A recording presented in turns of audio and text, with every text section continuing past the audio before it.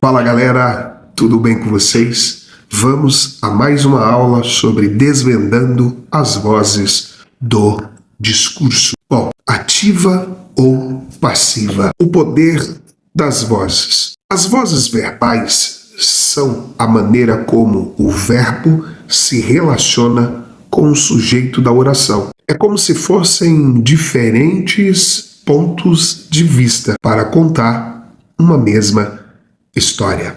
Olha o exemplo. Voz ativa. A garota chutou a bola. Aquele exercício de identificar o verbo. Qual é o verbo dessa oração? A garota chutou a bola. A palavra chutou é um verbo. E aí a gente faz aquela pergunta para o verbo. Quem chutou? O verbo responde. A garota. A garota chutou a bola. A garota é o sujeito da oração. Portanto, essa oração, ela é ativa. Voz passiva. Como identificar a voz passiva na oração? A bola foi chutada pela garota. Se vocês observarem, temos dois verbos. O verbo principal e o verbo auxiliar. A gente vai perguntar para o verbo principal. Quem chutou a bola? Ou quem chutou a bola, a gente já sabe, a garota. A garota é o agente da passiva, mas aqui o objeto é que sofre a ação. O objeto aqui é a bola. A bola foi chutada pela garota. Pela garota é agente da passiva. Tudo bem? Bom, então aí, ativa. O sujeito tem ação sobre o objeto e na voz passiva o objeto sofre ação pelo sujeito. Voz ativa. Quem está no comando? Na voz ativa, o sujeito é quem pratica a ação expressa pelo verbo, como o exemplo que eu dei.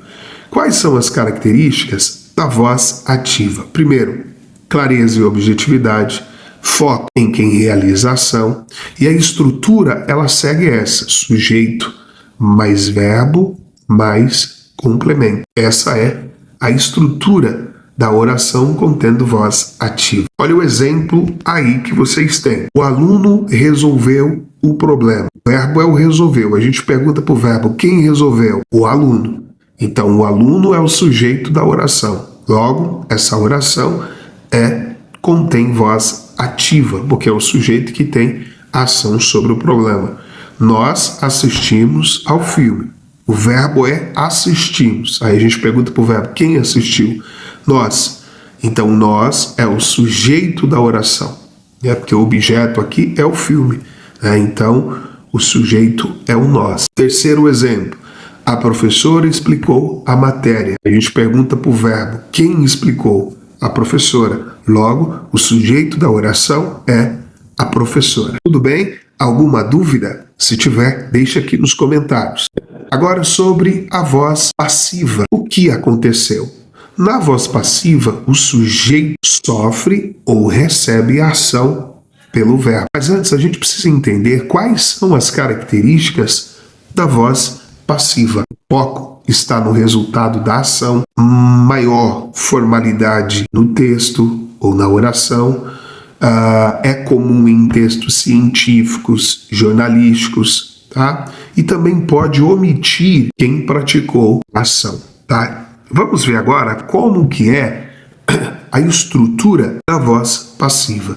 Então nós temos duas dimensões, a voz passiva analítica e a voz passiva sintética. A voz passiva analítica é o sujeito, mais o verbo ser, mais o particípio e mais agente da passiva que sofre a ação. Olha lá o exemplo. A casa foi construída pelos pedreiros. Quem construiu? Os pedreiros. Os pedreiros são o agente da passiva, enquanto a casa, ela sofre a ação, certo? Então, o sujeito da oração aqui é a casa, certo? E o agente da passiva é os pedreiros. Isso aqui se trata de a voz passiva, uma oração, voz passiva, analítica, tá? Porque a casa, ela foi construída pelos pedreiros.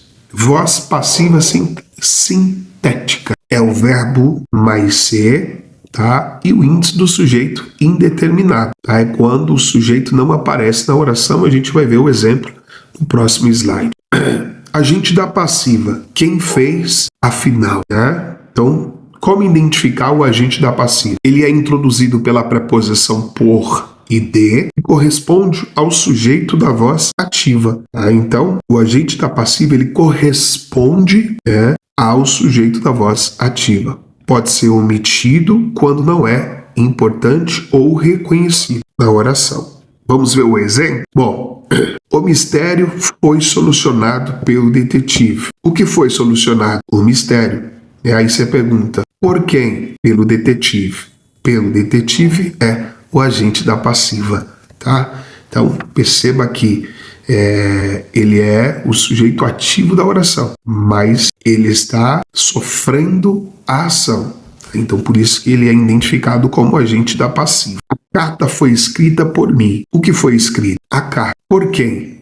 Por mim. Esse por mim é o agente da passiva, tá? Ele está aí frisado em verde para ficar mais fácil a identificação. Outro exemplo. O livro foi publicado pela editora. O que foi publicado? O livro.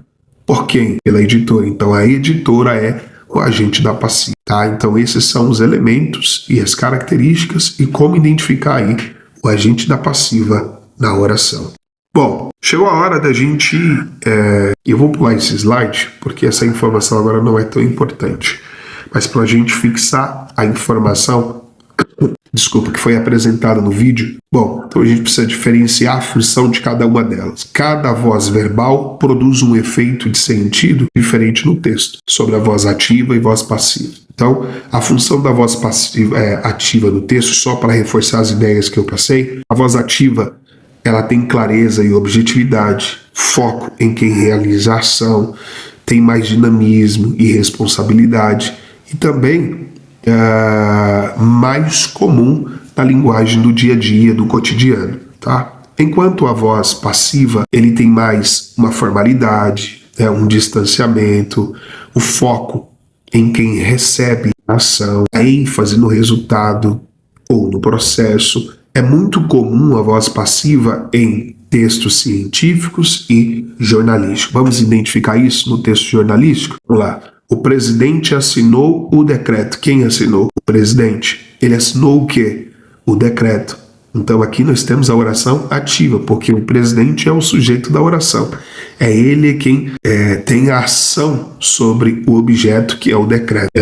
O decreto foi assinado pelo presidente. Então aqui eu percebo que o objeto é ele quem sofre a ação sobre o agente da passiva, que o agente da passiva é o presidente, né? Então aqui se trata da voz passiva, segundo a oração que eu acabei de ler. Tá? Agora, textos científicos. Os pesquisadores observaram. Quem observou? Os pesquisadores. Então, os pesquisadores observaram o objeto. Qual é o objeto aqui? O fenômeno. Então, foi os pesquisadores. Então, aqui se trata de uma voz ativa nos textos científicos. O fenômeno foi observado.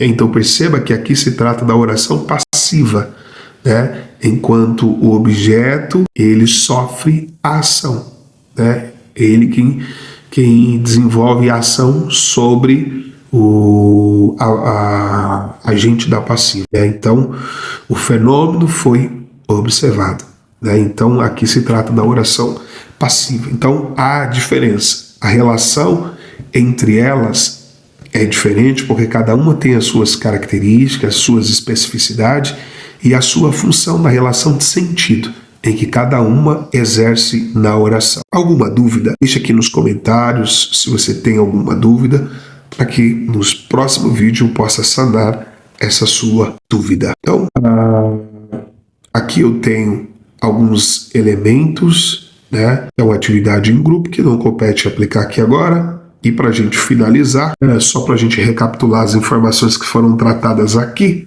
eu quero destacar apenas os pontos principais dessa aula. Pontos principais. Vozes verbais indicam a relação entre o verbo e o sujeito da oração. Na voz ativa, o sujeito pratica a ação, é foco no agente, tá? Então, na voz ativa. Na voz passiva, o sujeito recebe a ação. O foco está no paciente. A escolha da voz verbal produz diferentes efeitos de sentido.